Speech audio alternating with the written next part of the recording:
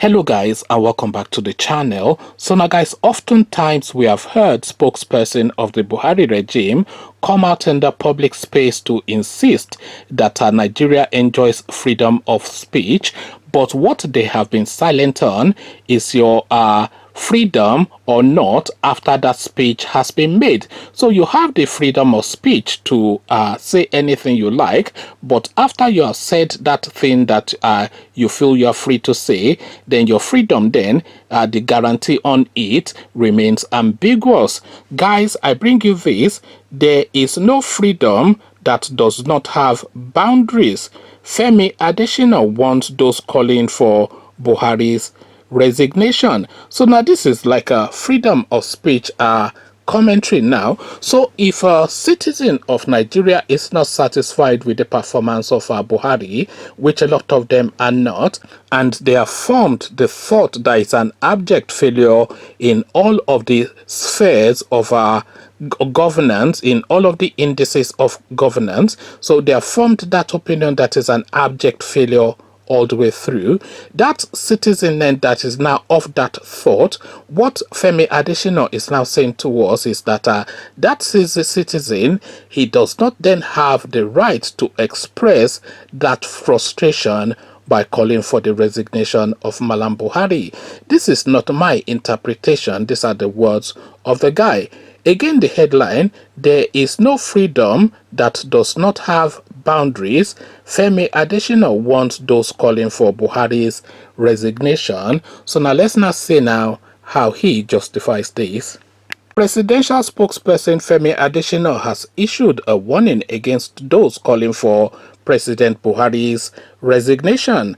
Adesina, who noted that those making such calls are exercising their constitutional right in an interview on Channels Television, added that people should know that every freedom has a boundary. He further stated that such people might be invited to answer questions if the call for resignation are bent on causing chaos. The presidential spokesperson said, under a democracy, people have freedom of speech. You have freedom of speech, although that freedom also has boundaries. There is no freedom that does not have boundaries. The freedom that does not have boundaries will even injure the person who is utilizing that freedom. If anybody says that kind of thing under a democracy, it is allowed, but when it is bent on causing chaos, that person may be asked to come and answer certain questions. So there you have it now. Anybody that is critical, because this is the reading now and these are the man's own words, I'm not going to reread it. If you want to listen to it again, just scroll back and listen to it again. These are the man's exact own words, that anybody that is critical of the Buhari regime will be invited to answer questions. So you recall another guy, Obadiah's Melias or something, Obadiah's Melias or something, I can't quite recall his name.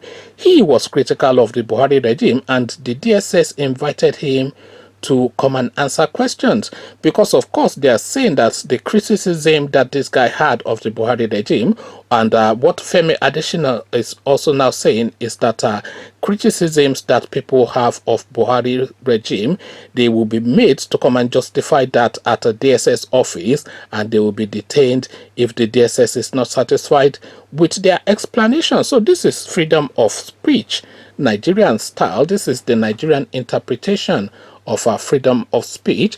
Where freedom of speech is most protected and is most valued, it is when it is most critical of the people that are charged to defend that freedom. So it is when you are able to speak your bitterest truth to power, and power then argues back on merit of the logic of what you're saying, rather than use the weight of their position to weigh down upon you. That is really what our freedom of speech is.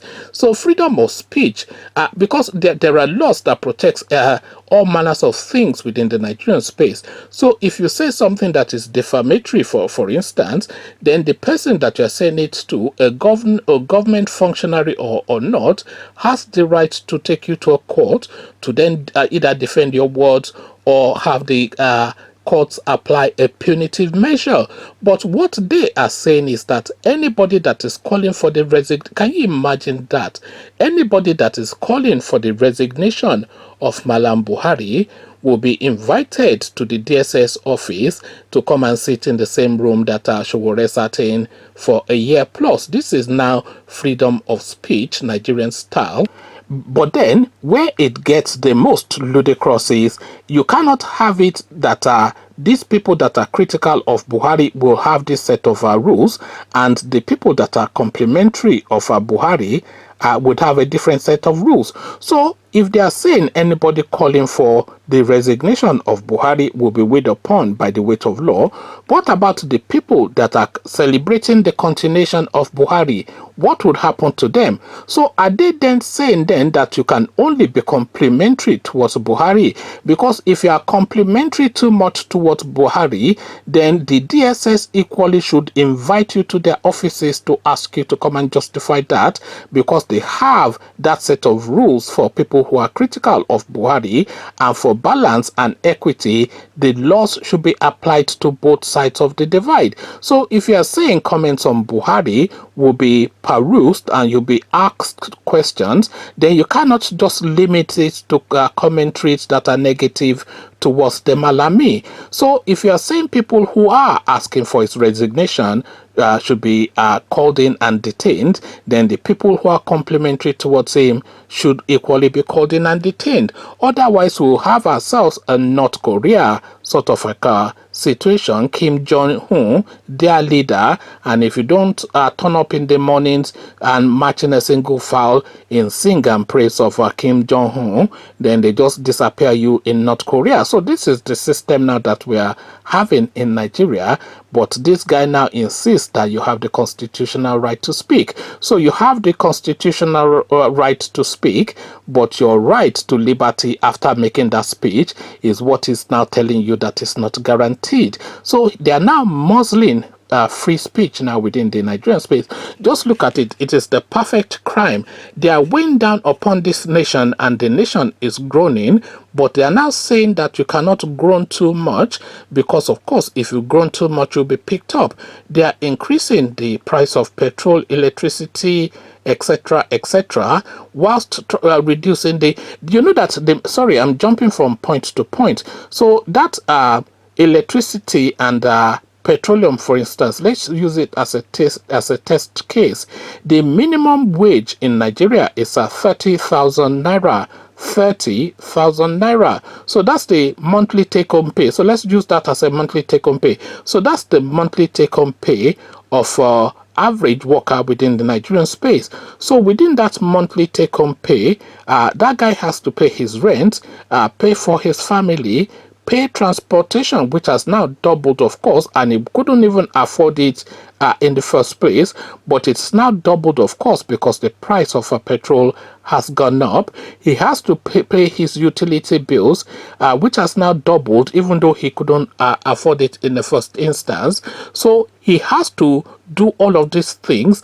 You are saying that he cannot take to crime, because if he takes to crime, he'll be machine gunned down immediately. So then what is the pathway for this person, the guy on 30,000 naira a month? So he cannot afford his rent, he cannot afford electricity, he cannot afford transportation, he cannot have food. For him, if he has a family, then woe betide. Can you imagine? Let's even minimize the family to the barest minimum. A husband, a wife, and 2 children. All existing then on that 30,000 naira a month income. with the man insisting that is the breadwinner. So you see this sort of like a situation, and you are seeing in that situation the person that has put you in that situation. You do not have the right to be critical of him and to accuse him of not being competent enough to be in charge of the country. And if you make those criticisms, then you are picked up by the authorities. This is the situation that we have in Nigeria. But then, of course, Femi Adesina insists that you have freedom of speech. Come share thoughts about all this with me in the comment section. But before you come into the comment section to engage, click on the red subscribe button so it turns gray. The bell button notifies you every time I drop a new video. Click on like as well, because that helps with the YouTube algorithm. Once you've done all the clickings, freedom of speech, Nigerian style, what says you? So I'll leave you here. Carry this conversation on with you in the comment section, but here I say peace.